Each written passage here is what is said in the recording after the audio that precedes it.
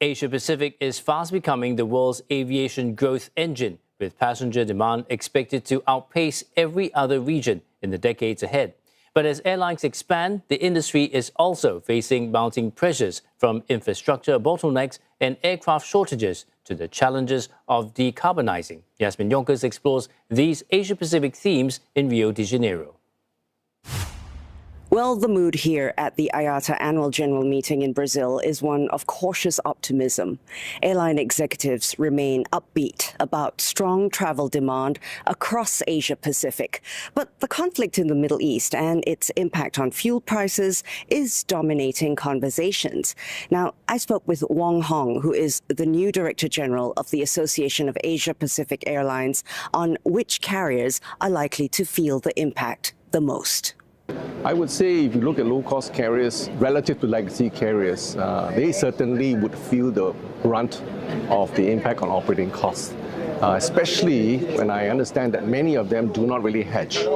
Well, even legacy carriers don't always hedge. So if you look at how low-cost carriers are operating and the capacity adjustments they have had to make over the last 2 months or so, you would start to actually understand, it's really affecting them to a larger extent compared to the legacy airlines. So if I look forward, I would say nobody wants it, another Spirit Airlines to happen, especially here in Asia. So what's really important to really watch closely is perhaps looking at how this can be mitigated to some degree. We all recognize this is a fuel crisis, right? And it's not normal. So I think it's important that governments also listen very carefully and help to engage with the carriers closely to better understand how these challenges can be overcome.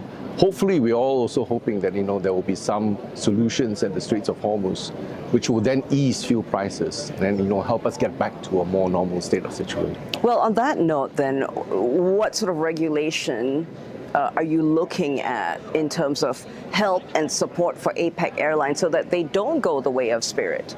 Well, for instance, if you start looking at the cost, I'm not saying that airlines are asking for handouts, all right? I think that's not the case.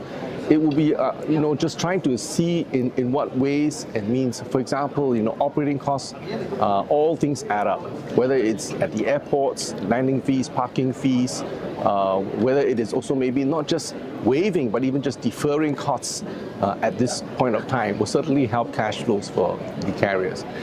But despite ongoing uncertainty, IATA says there are reasons for optimism as jet fuel costs have come down from recent highs. I do believe that, by and large, the industry is in a good position to actually weather this current storm. As you would be aware, I think the first lever that airlines can use when they face cost escalations is to try and find ways to adjust their operating strain. And so we already see airlines around the region making adjustments to some of the capacity, especially within domestic and regional networks. Industry leaders here say that airlines are better prepared than in past crises, with many carriers taking steps to control costs and match capacity to demand.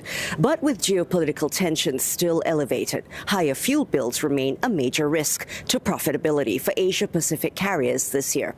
Yasmin Jonkers, CNA, Rio de Janeiro.